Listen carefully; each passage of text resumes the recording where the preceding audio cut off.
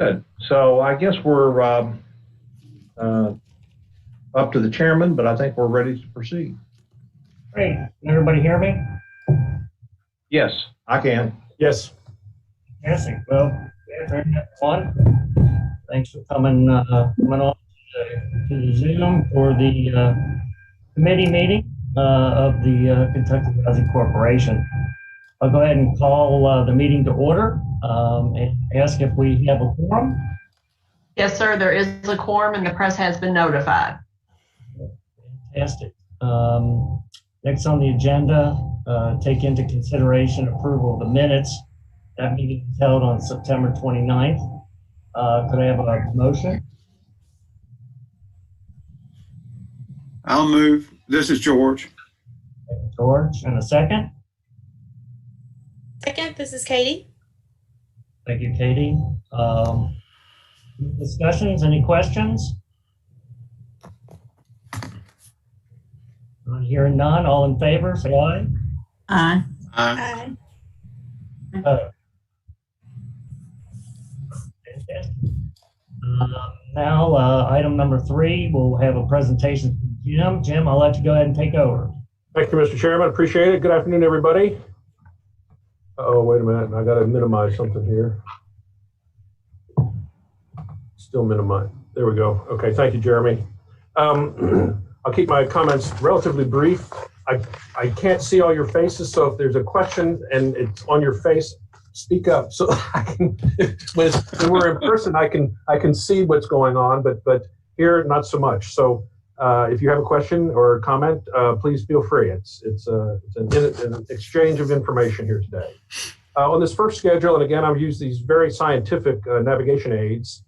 Line A, which compares our total assets from at June 30th to those at December 31st, show a 2.6% decrease, which is consistent with the trend over the last several years, where our program-specific loans or program purpose loans in the indenture continue to pay off. We continue to pay bonds off, and we grow a servicing portfolio, and we'll get to that in just a second.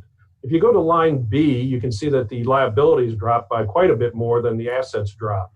And what that means is that something had to go up on the credit side, and that's line item C, where the actual fund balance or the retained earnings of the organization jumped by a pretty good slug of 7.6% or $28 million. And we'll get to the income statement that'll discuss or show that, but all of this is very consistent with what we've been doing for several years. And that is watching the indenture shrink as we take advantage of the more efficient capital markets of the secondary market, particularly the Ginnie Mae market, and the assets or the loans that we originate for the Ginnies leave the books when we form the Ginnie Mae pools instead of being retained on the books like they used to under the old bond deals. If you go to line D, and you see a fairly good drop in other liabilities, between June and December, we pay property tax bills. And in this line is the liability for the borrower's escrow accounts. And so you will always see that drop between June and December of when we accumulate the bills. Generally, the escrow accounts have the most money in there at the end of September, and then between October and November, we pay it all out. And by December, we're at the fairly low point. The additional funds that are in there are held for insurance purposes and others. So everything on the balance sheet is exactly what you would expect and reflects strength. We're good. And the thing that balances it off, again, as it always has, is line E, which is the loan service for others off the balance sheet. And I've got a chart here. We'll look at it in a little bit. But you can see that we actually shrank just a little bit. And I've kind of warned the board over the last 18 months that we've gotten to a size where we have to pedal so hard to keep up with runoff that it's very difficult to continue growth. And what we have seen in the last 6 months in particular is massive amounts of payoffs. And you've read in the press, people are refinancing, people are moving. Every new loan that's made on a refi means somebody else got paid off, and that's us and all the other lenders as well. But we showed just a very small shrinkage in the overall total loan service for others. But really meaningful to this analysis is that the weighted average net servicing fee of the portfolio we have now is half a basis point higher than what the weighted average servicing fee was at the end of June. You say, big deal, half of a basis point isn't hardly anything. but it more than makes up for the shrinkage in the portfolio, where the smaller portfolio will actually generate a higher servicing fee revenue than the larger portfolio at the smaller servicing fee. And so again, I don't like to see the portfolio drop. I'd like to see growth in the portfolio and growth in the servicing fee, but I really am pleased that we're not seeing a projected revenue drop. Next page, if you could, Jeremy, please. This is a pro forma income statement of pretty much the operating funds.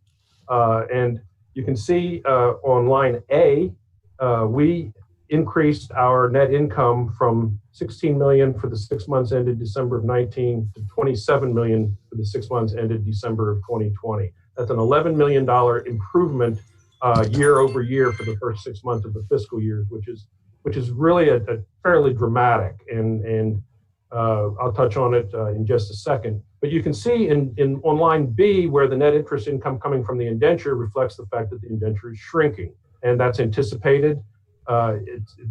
The bonds continue to cost the same rate that they have. They're not adjustable to a large extent. We do have some variable rate bonds, but on the investment side, the investments, we just can't put as much, we have maturing securities at 4%. We can't reinvest the money at 4%. So we're seeing a bigger drop in the investment income than we are on the interest expense. At the same time, we anticipate that number is going to shrink year over year over year as we continue to shrink the HRB or the indenture. If you go to line C, that's where the meat is, if you will. Gains on secondary, gains on sale of loans, and we've talked about this in the boardroom. I think we touched on it in the finance committee when we last met. We are getting monstrous pricing for our Ginnie Mae, in particular our Ginnie Mae securities. And I have another chart following, but you can see that the gains of $13 million for the first 6 months last year were surpassed by over $10 million improvement, and on approximately the same volume, with maybe even a little less volume for the 6 months ended December 2020. So clearly, the decision to be in the secondary market is generating significant profits, and with those profits, it's all cash profits as well. And so we're improving our cash coffers to the extent that we are having those gains on the sale of the Ginnie Mae. So that's just a monstrous number. It continues to befuddle me how somebody can pay what they're paying for my securities, but I'm not going to fight them. And so we're really enjoying that benefit. On the general administrative expenses, you see that they're dropped from the 6 months ended December of 19 to the 6 months December 20. That's almost all a function of how the pension rules require us to account for pension expense. And so expenses are under control. They did not actually have a big drop of $2.3 million. That $2.3 million was not an improvement in cash. It's all book paper, and it's in conformity with the rules of the legendary GASBs that everybody's heard so much about.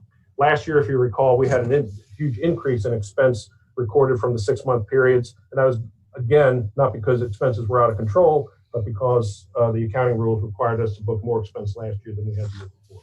So anyway, really pleased. Year to date, we're up $27.5 million. That does eventually work its way into mission. We do have the pension in front of us, so we're watching a little bit of how that's going to resolve itself. But this money gets plowed back into, once the pension's resolved, gets plowed back into mission. So this is good. This is cash in our coffers, and really good news for the organization. Switching to the analysis of the operating fee budget analysis and budget versus actual, we are again ahead of budget. If you go to figure A, the $1,737,000. Excuse me, Jim. Yes, ma'am. Do you care to make your screen just a little bit bigger or increase your? Yeah. Thank you. Yeah. I'm looking at it on a laptop screen. I can't get it on my bigger screen. Thank you. Sure. Thank you, Jeremy. So again, item A, which is $1,737,000, is our year-to-date actual budget versus actual positive variance. It's not a variance, it's our actual budget versus actual amount. We had budgeted $494,000. We were actually enjoying $1,737,000 positive variance or positive surplus, or $1.25 million ahead of budget. Now, how do we get that far ahead of budget? There's numerous pluses and minuses here. Notably, the expenses are running $174,000 favorable to budget, which is basically means we're right on budget from an expense standpoint. There are big variances in the expenses, which we'll cover on the next slide. But overall, we've got our expenses under control, considering everything that's going on here. Also notable, then, we're also $1 million ahead on revenues, and that's the item D, and that's the sum of the figures above, which each one of them seems to need some sort of an explanation because they're fairly big variances. If you go to E, which is loan servicing, that's a fairly good variance of $500,000. When we set the budget at the beginning of the year, we weren't really sure how COVID was going to impact us. The budget was done in April, right after COVID hit. If you recall, we increased our lines of credit because we anticipated a liquidity crunch coming in toward the end of the year. With that liquidity crunch would have been a diminution in our servicing fees. We have not had quite the impact that we anticipated or quite the impact that we budgeted. And so we do have a favorable variance on that. December is a big servicing fee month. Everybody rushes to get their January payment made so they can get the tax deduction on their tax returns. And so we always are a little bit ahead of budget in December. And so I don't anticipate that we will gain another $500,000 budget versus actual for the rest of the remaining 6 months, but I don't expect us to give anything back either. Line F, $622,000 under budget on revenue from rental production. As usual, that line is subject to projects coming online and paying fees. We have a huge backlog.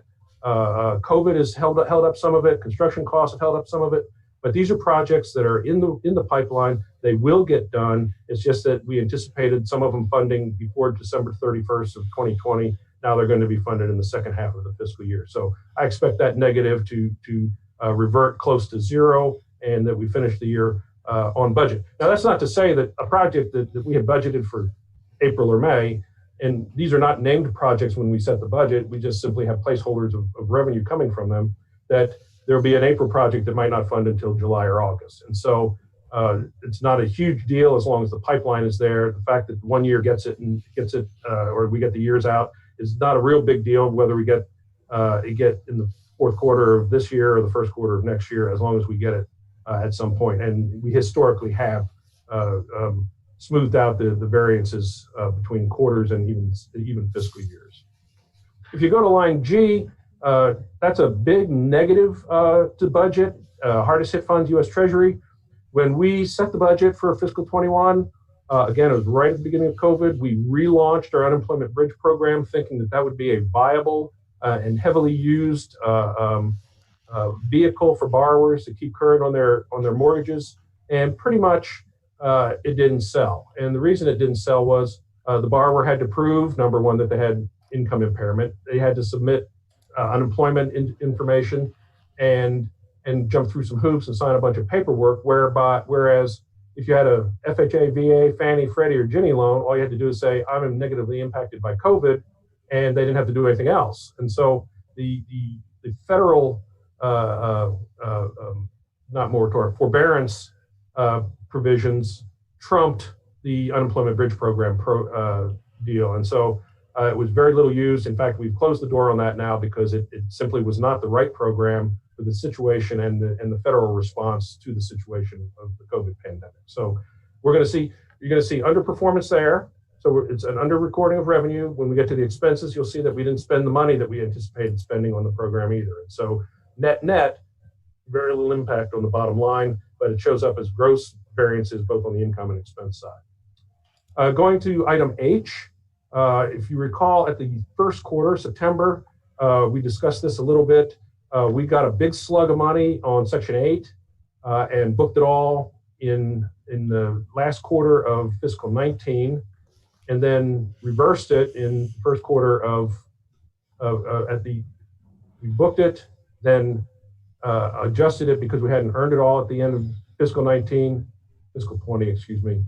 and then reversed that entry and caused the income to reappear. And we do not make those kinds of smoothing entries, if you want to call them that, from a quarter to quarter standpoint. And so we are eating into that number. The expenses will be will show up, or gradually showing up on the expense side. But for the year, we will finish about this $686,000 ahead of budget because we've already got the money and we're in the process of spending it out. We just booked it all in one quarter instead of ratably over four.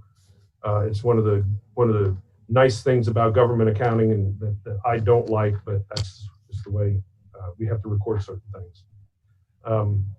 We believe in accruals on the private sector, and we can look at prepaids and deferrals and stuff to smooth the books out. But government says you get the cash; it's all income in the month you receive it. So I'm working through that.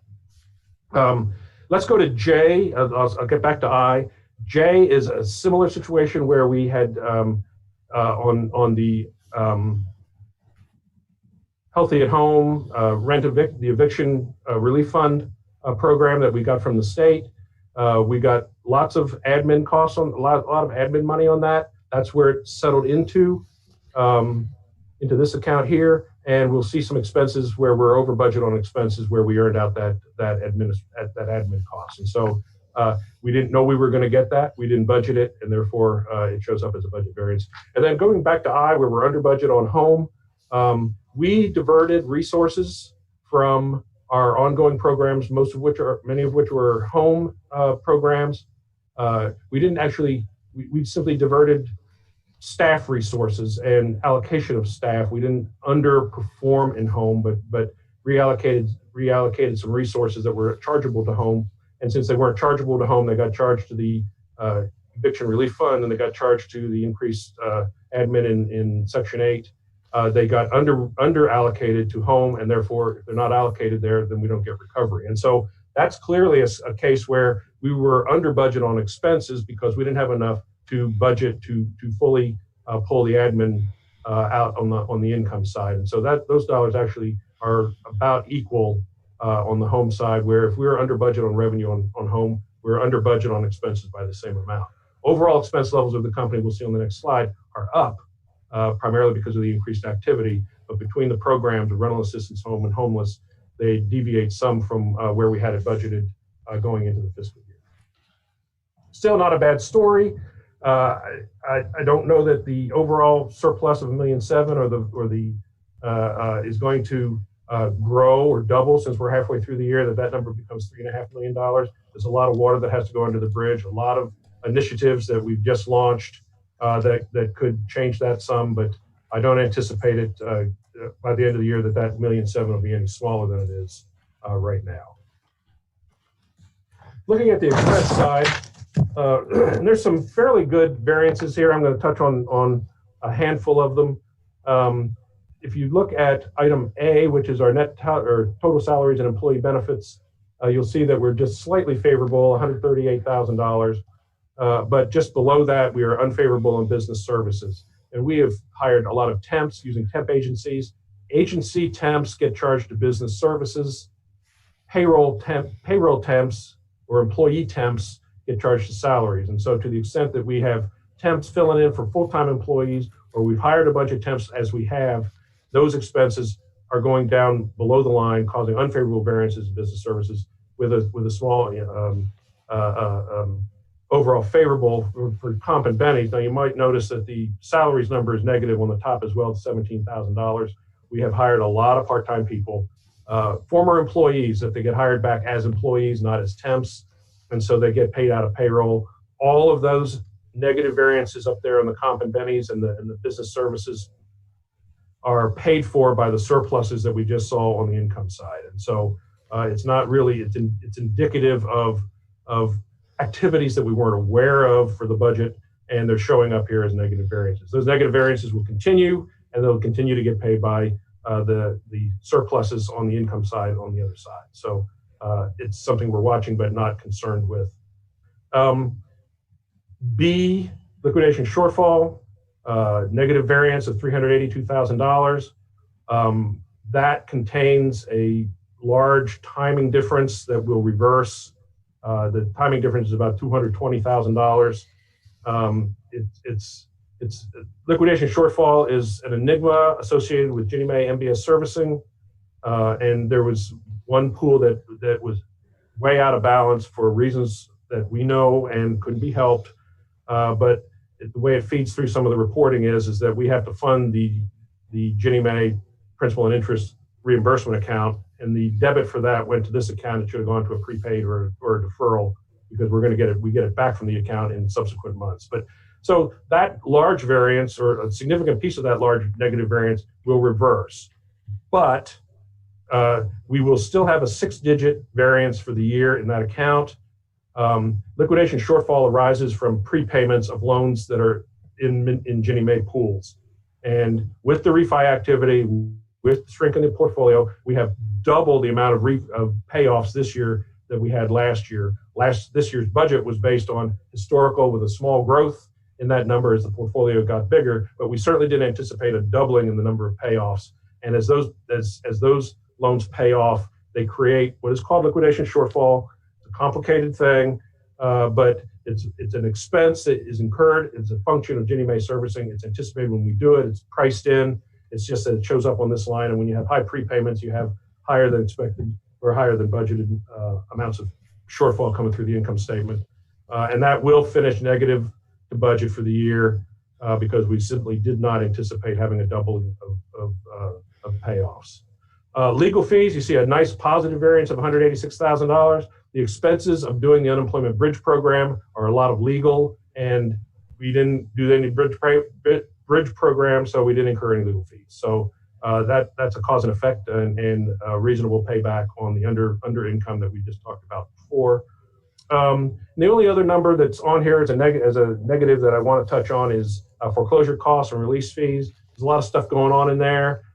We are not foreclosing on anybody, so we're not incurring a lot of costs, but nor are we filing claims with HUD and recovering costs that we've filed or incurred in prior on foreclosures in process, not foreclosures that are completed, but those that are in process. We cannot continue the foreclosure action, and therefore we've incurred some attorney's fees, but we haven't been able to recover them. And then, lo and behold, included in that also is a $280,000 liquidation shortfall, just like the one down below, but it was incurred on delinquent loans that were bought out of pools. Don't ask, but it's money that we will recover back from HUD. But in the meantime, it gets sent to the foreclosure costs and release fees account pending recovery. And why did that happen?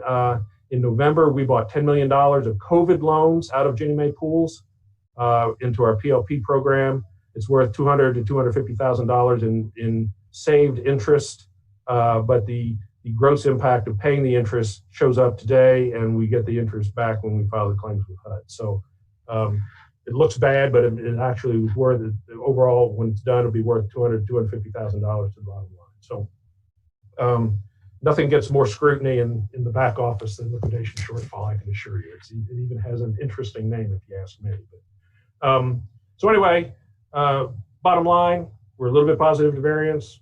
I don't see us going negative to variance. That if we do, it'll be offset by positive to variance on the income side on the prior schedule. So full speed ahead. I think, Wendy Smith's not part of this conversation today.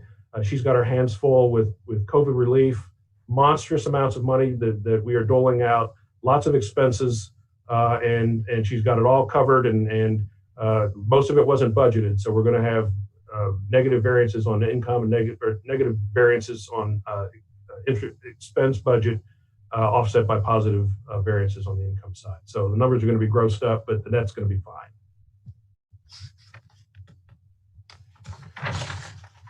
Okay, part of the requirement or of the secondary mortgage market, second SMMP, secondary mortgage market purchase program, is that we do periodic reports to the finance committee on how we are doing on secondary trading. And there's a lot of mystique about secondary market trading. The company went into it very conservatively 9 or 10 years ago.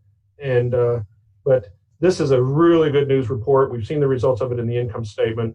But just going through how and where this is showing up, I've given you this is a year-to-date now on the Ginnie Mae's. It's year-to-date the end of this month. We projected and we already know how the month's going to finish out. And then the Fannie Mae results are through January 2021. So, but it's a good news report, so we're going to get as much good news into the report as we can. So we cheated and got a couple extra months in the Ginnies especially. But through February, we had budgeted planned for $242 million of Ginnie Mae production. We've actually experienced $336 million, okay? So that's a pretty big slug. Most of our volume occurs in the first 6 months because that's when people buy houses in April through September through October. Those loans close July through December, and they make the pools in July and through December. And so we always have more production in the first 6 months of the fiscal year than we do in the second half of the fiscal year. We do weight that a little bit, and we do have more production this year than we thought we were going to have. And the same reason that the payoffs are high.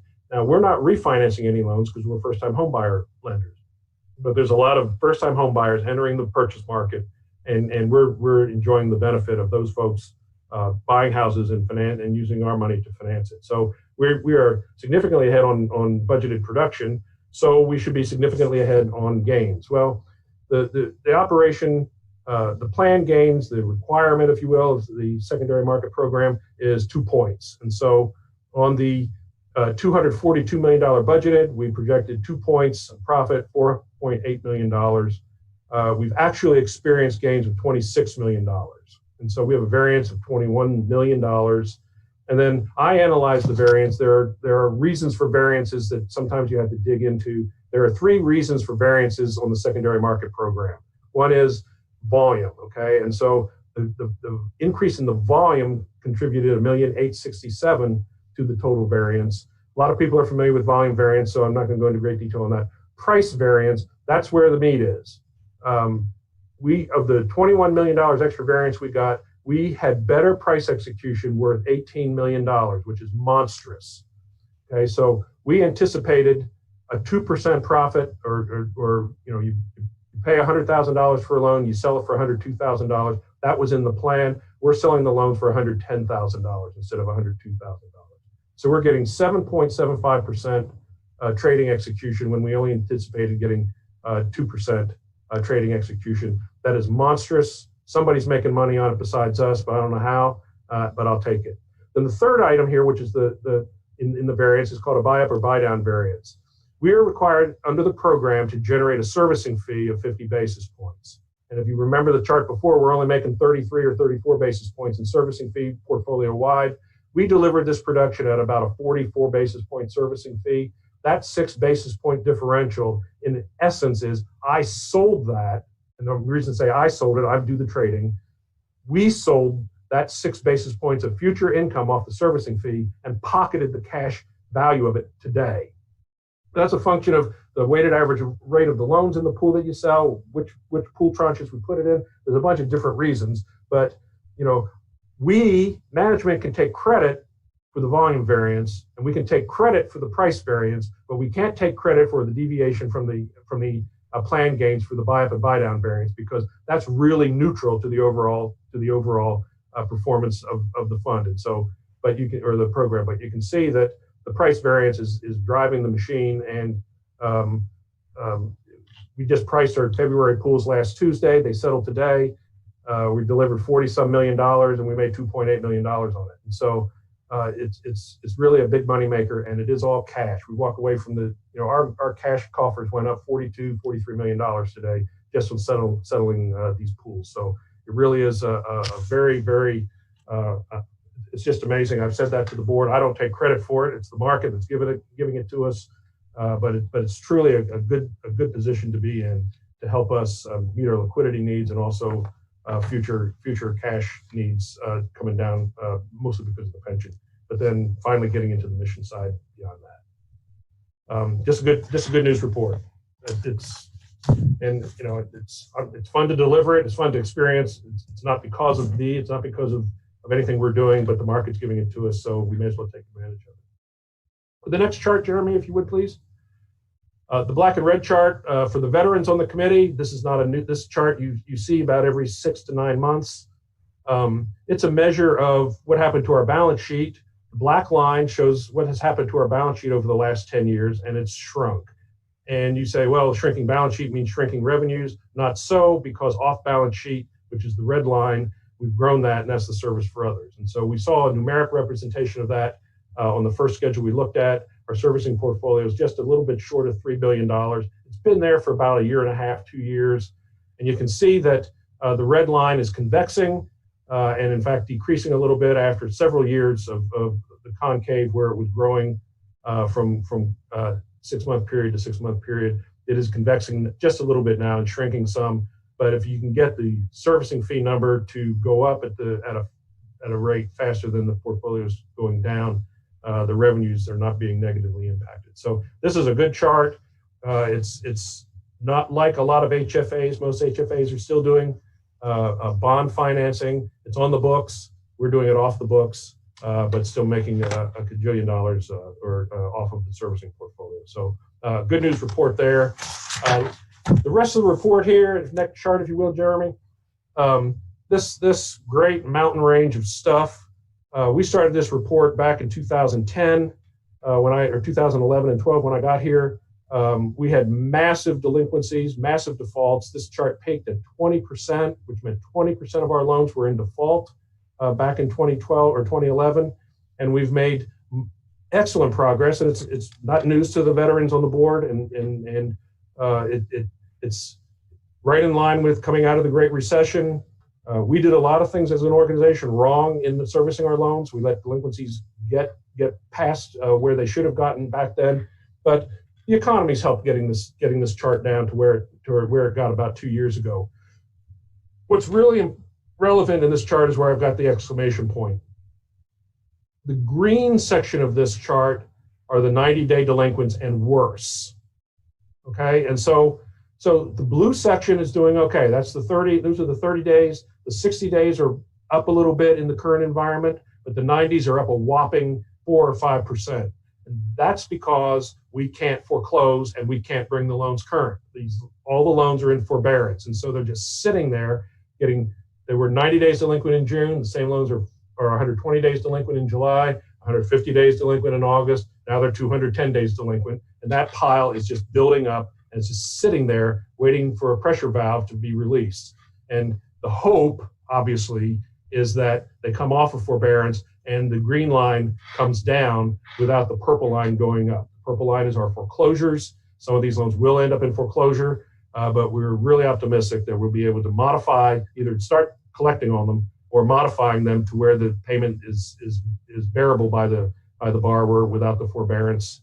That recently just got extended 3 months, and we anticipated another 3 months after that later into the year. So, but this is visually, you can see visually what is happening to the portfolio, and that all those loans are piling up there, and there's no place for them to go. They can't come back to 60 because they're not making payments, and they can't get relief out on the foreclosure. But the story is consistent.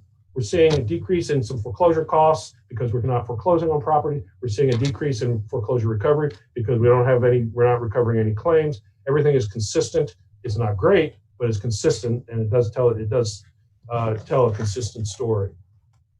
The next chart is a piece of a chart that I get. We have the chart that I normally use has a few more lines in it, but the blue line is the number of delinquent payments, not the number of delinquent loans, but the number of delinquent payments the portfolio is suffering. And it's about 44% right now. And so a loan that's 150 days delinquent is 5 payments delinquent. And so down below, the red line is the delinquency ratio. Only 6% of our loans are delinquent. And if they were all only 30 days delinquent, the blue line would be the same as the red line, 1 payment for each of the loans that's delinquent. But we have loans that are 12, 15 months delinquent, and it's causing that blue line to skyrocket. And you can see that from 2016 to current, that line has, and primarily in the last 12 months, you can see what's happened as those loans pile into the green section of the previous chart. They're getting 1 more payment delinquent, and each time they get 1 more payment delinquent, this blue line goes up. To quantify it a little bit, if you recall, we increased our lines of credit about a year ago to anticipate missing payments, which is exactly what this chart says we're missing. upwards of $25 million. The difference between the delinquent payments volume or dollar-wise has moved in just the 12 months from $4.8 million to $10.4 million. And so we are $5.6 million short in cash, which is only 20% of the 25 we had predicted, or at least provided for. And I'm not predicted, but worst case that we had provided for. So I'm thankful for that. But you can just see that we are short cash. It's costing us $700,000 of cash every month to maintain these loans that are in forbearance. It's not breaking the back. It's temporary. We're going to get it back either from the borrower or HUD primarily, or the other insuring agencies. But you can see that it's if we were suffering twice as many defaults or forbearance, how much that number could have grown and maybe been a more serious problem for it. All under control. The story's consistent. We're looking for some relief. The borrowers are looking for relief. The country's looking for relief. We're working on it, but we have a number of borrowers that are, not being able to make their payments, and so this is a reflection of just that. So again, it's the consistency of the story. These numbers start showing aberrations, and then you think about why, and you say, oh, that makes sense. It makes sense. And so I'm not concerned. We've got it under control. We've got plenty of liquidity available to us. So let's wait this sucker out and recover the shortfalls. If you go to the next schedule, this is and I apologize for the fact that this is crooked among other things. This is a piece of a larger schedule that it's so small I need a magnifying glass to see. So I took this total piece out of it to again put in perspective the story of the forbearance loans. And if you look down at the bottom of this schedule, there are 1,088 loans that are under forbearance or under CARES protection. These are folks that have indicated to us they've had a financial impact attributable, a negative financial impact attributable to COVID. And so we have 1,088 loans like that, and you can that are delinquent. We have 1,200 total loans, and you can see by looking at the box just above it. And this schedule is split between Fannie, Ginnie, HRB, and PLP. We have to report to the rating agencies. We have to report to different data collection folks that need stratification of whose loans and where are the loans and what types of loans are they. So this is a catch-all report, but for our purposes today, it's that total section down at the bottom, and you can see that we have, again, the 1,088 loans that are not making payments and 1,201 in total, which means there's 113 of them that are actually making payments. They are current, and just because they indicated that they were impaired does not mean that they quit making payments. And so we're thankful that they are continuing to make their payments. But after 10 or 11 months in the program, the 90-day number gets steadily higher, and the current column or current total gets progressively lower. But it does tell you a little bit about the extent of the issue. We have 1,200 loans impacted. We had went into the year thinking, well, maybe we're going to get 25% of our loans are going to be impacted. That would have been 7,000 loans. So we're only impacted by 1,200. So we are thankful that the worst case that the real case is not anywhere close to the worst case. But obviously, there's a lot of Kentuckians out there that are hurting, and the forbearance programs are a godsend and allowing people to keep their houses. But the end game has yet to be played out. So hopefully it'll play out where there's not too much collateral damage across the state. But it is a visual representation of the impact of the COVID pandemic, particularly on the homeownership side and the lending side. So again, the story is consistent, and CFOs like consistency. They like profits and they like consistency. So we've got both of them for the first 6 months of the year. The other thing that comes to this committee on a periodic basis is the need to develop a discussion about developing a financing plan. In the old days, the discussion was, when are we going to issue bonds to fund our program? How are we going to finance our production? Let's develop a plan for that. And that's normally an issuance of housing revenue bonds. Our financing plan for the last several years has been, we're going to continue to use the secondary market to originate our loans. And so that's what's happened. And we've, as you've seen from the gains and that, been very successful. but periodically we do have to revisit what the condition of the bond indenture is. And what happens is generally after 10 years, bonds are callable and or refundable, if you want to, and they use the term refundable.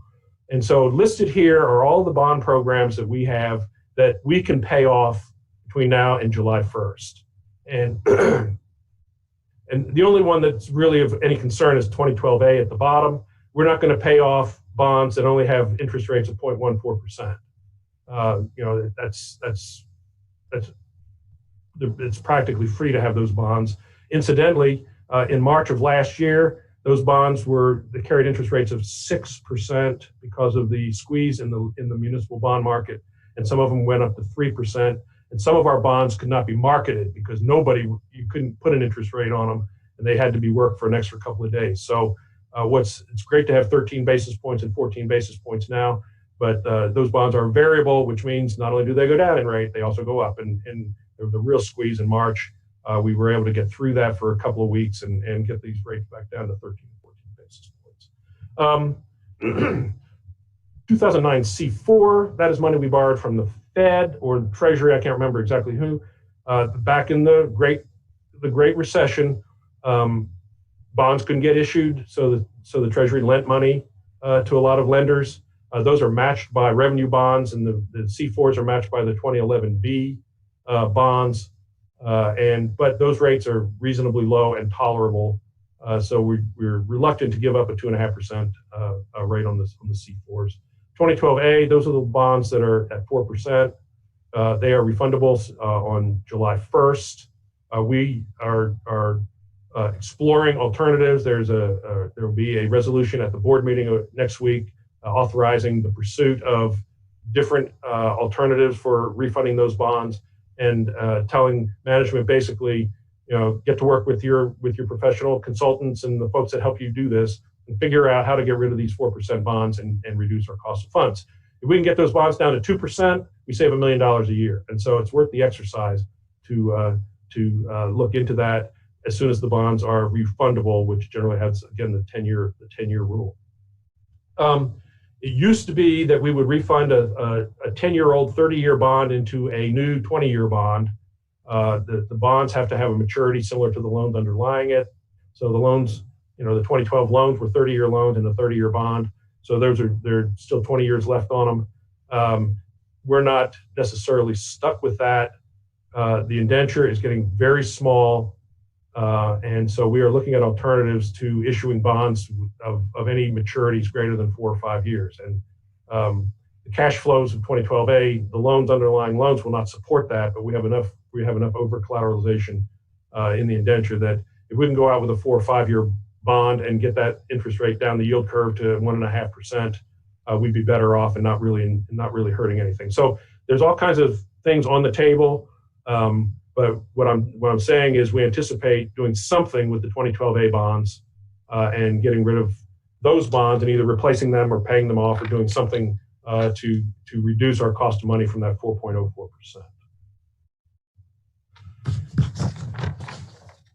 By way of reference, we have $245 million of bonds still outstanding. We're looking at 115 million of them there.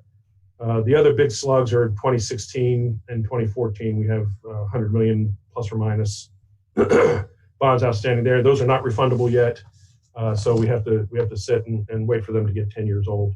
But the last bond that we issued was in 2016, so everything is refundable by 2026, and we're looking to somehow see what the best alternative is for that, and whether to liquidate the indenture, and if we do issue new bonds, issue it in a new indenture. The old indenture is a little antique in some of its provisions, a little restrictive in some of its provisions, but we're not going to issue a 20-year bond and force that indenture to last another 20 years if we can maybe shorten the life of it just a little bit.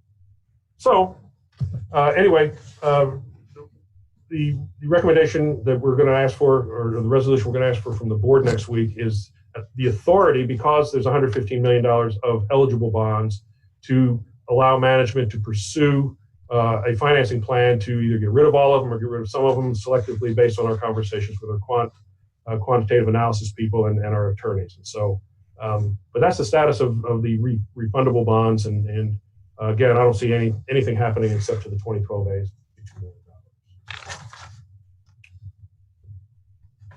That is the end of my presentation, Mr. Chairman. If there are any questions, I'm happy to answer them.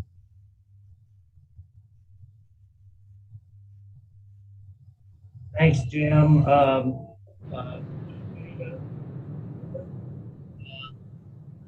Must be some questions amongst the committee members, so I'll open it up for discussion.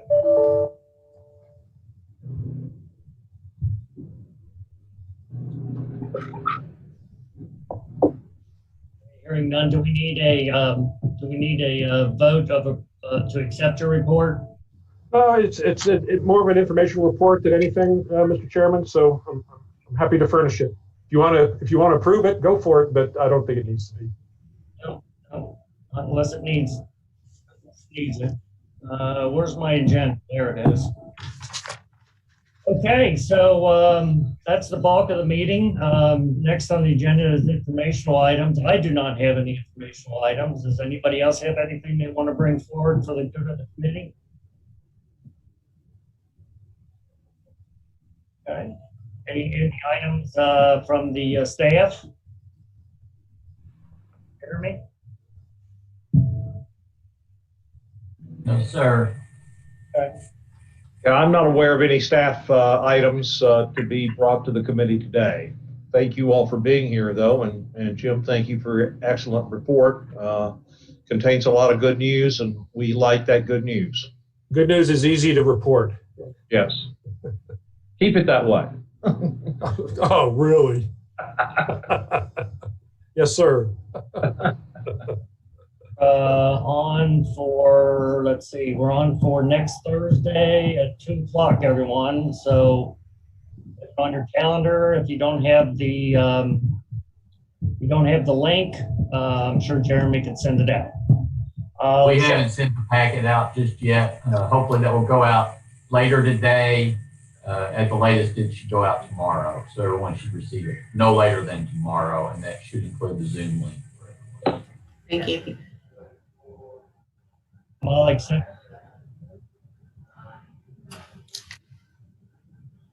We appreciate everyone's time. We know that we're putting a lot of demand on our board these days between finance committees and pension committees and full board meetings and extra full board meetings. So we really appreciate everyone's time and dedication to KHC. Definitely. Can I get a motion to adjourn? I'll move. Second. Second by Katie Smith. Katie, all in favor?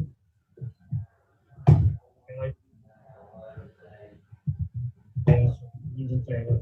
All right, y'all, have a good one. Everybody be safe out there. Thank you. Thank See you all you. next week. Thank you.